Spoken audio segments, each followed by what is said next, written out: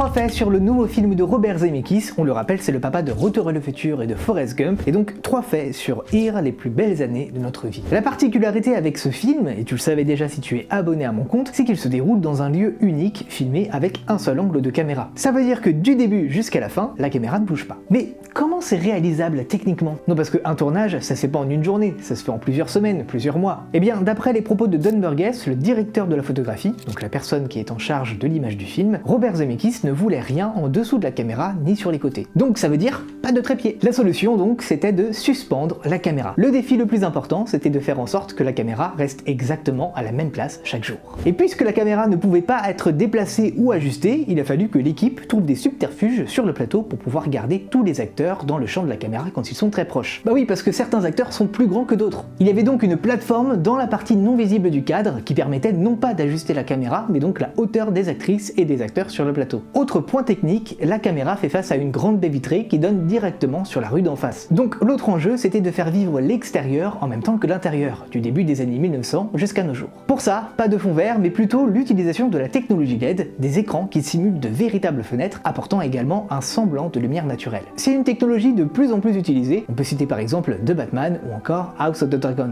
Si ça t'a intéressé, n'hésite pas à t'abonner et à me dire en commentaire ce que tu en as pensé, ou si peut-être t'as d'autres anecdotes à partager.